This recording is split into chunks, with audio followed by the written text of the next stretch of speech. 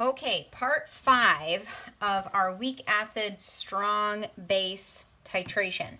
So step 5 is adding 26 milliliters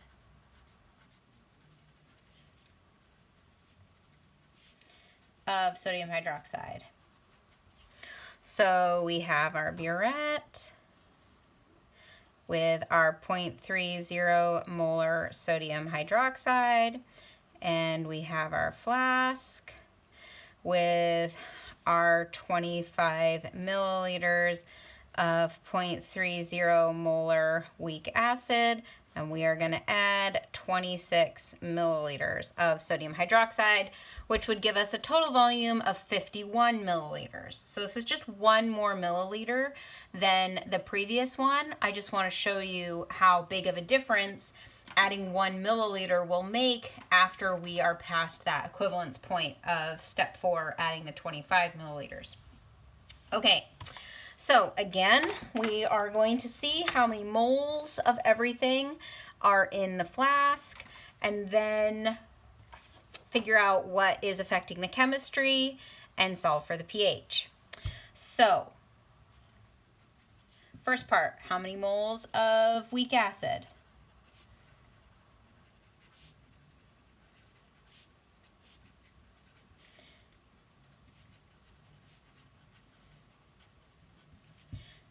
Next part, how many moles sodium hydroxide?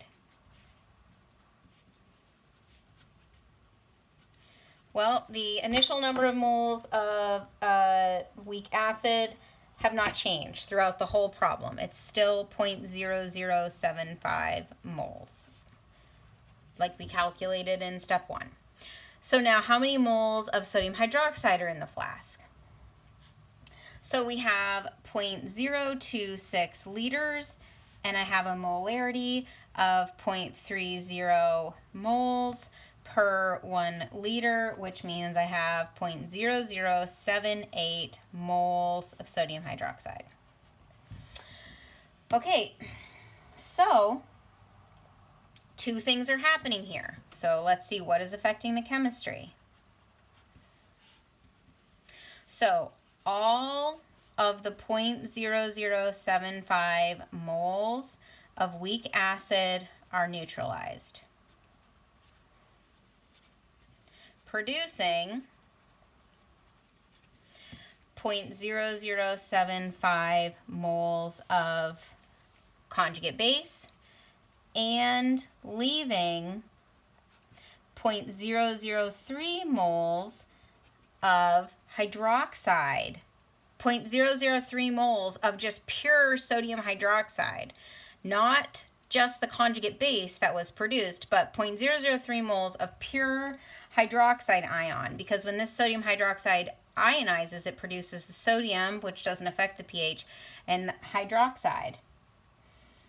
So now there's 2 things happening here, and we already did this in the last problem. We saw how much hydroxide was produced by the when we had 0.0075 moles of this in 50 milliliters. We had 0.15 molar. We produced 1.51 times 10 to the negative 6th. That was the concentration of hydroxide. So whatever the concentration of hydroxide, well, let's just, I guess we need to add the, technically what you should do, and I'm going to show you why you don't need to do this, is you should add the amount of hydroxide ion that is produced from this first step of producing the conjugate base to the 0.003 moles of hydroxide that's left over. The reason you don't need to do this is because, like, if you see, we made 1.51 times 10 to the negative 6th was the concentration of hydroxide from this conjugate base that was produced, and that's going to be many orders of magnitude smaller than the concentration of hydroxide that's going to be left, that's going to be there from this 0.003 moles of hydroxide ion that's produced. So we have 0.003 moles of hydroxide. So what is affecting the pH?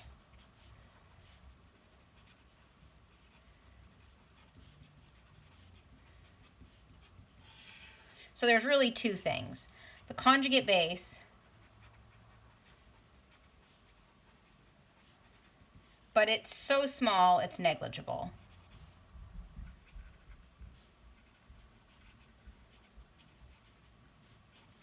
What else is affecting the pH is the 0.003 moles of hydroxide. This is hydroxide. It's not weak base. This is strong base. So it's not an equilibrium. So we don't need to do an equilibrium table. We just can solve. So we need to go from 0.003 moles of hydroxide in 51 milliliters, so 0.051 liters. That's going to give me a concentration of 0.0059 molar. Whoops, 0.0059 molar. So you can see that the amount of hydroxide ion, the concentration that was produced from the conjugate base is 1.51 times 10 to the negative 6. It is many magnitudes smaller than this concentration. So even if we did add these together, we're still going to get the same amount, the same concentration, the same pH, which is why I say it's so small that it's negligible. So really the only thing that we need to take into account when we are calculating the pH after the equivalence point is how much pure hydroxide is left over, because that's going to be so small that it's not going to affect the final answer anyways. So this is the molarity of hydroxide ion. So 1, 2, 3, 5.9 times 10 to the negative third molar. So now I can just use that to solve. The reason that we don't need to use an equilibrium table is because hydroxide is a strong base. This is how much sodium hydroxide there is. It's a strong base, so we don't need to do an equilibrium table. This is just the concentration of hydroxide. If it's a weak base, we need to use a weak base ionization to solve for the concentration of hydroxide. Because this is a strong base and this is the amount that's left over, we don't need to do that. This is why it's really important to understand what's happening with the chemistry at each step in the titration, because the calculation is totally different depending on what is happening at a molecular level. So I'm going to say POH is the negative log of 5.9 times 10 to the negative third, which is 2.23.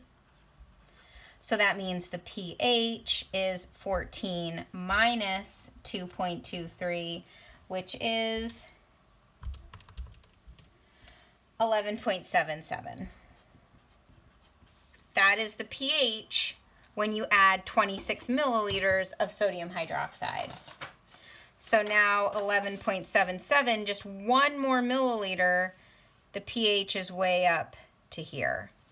So my titration curve would look something, if this was drawn to scale and drawn a little better, would look something like this. And then eventually it would go out like this.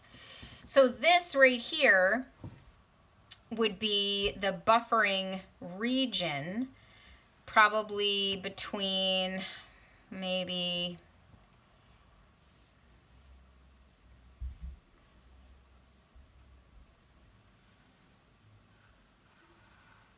somewhere like this. This is the buffering region. And this is where the buffer is most effective at resisting change to pH, where you could add a large volume of sodium hydroxide and the pH would not change that much. So let's just write this. Part 5 here, 26 milliliters, and the pH was 11.77. So I would say in terms of titration curves and calculations, I certainly wouldn't give you a problem like this on an exam with all of these different points, but it's important to be able to determine what types of chemistry and calculation you do at each step based on how many moles of acid and base are in the flask reacting, what are their concentrations, and what are you going to need to do to solve for pH. Are you going to need to do a weak acid ionization, a buffer calculation with Henderson-Hasselbeck, a weak base ionization, or if you just have pure hydroxide left over, it would just be solving for the pH directly.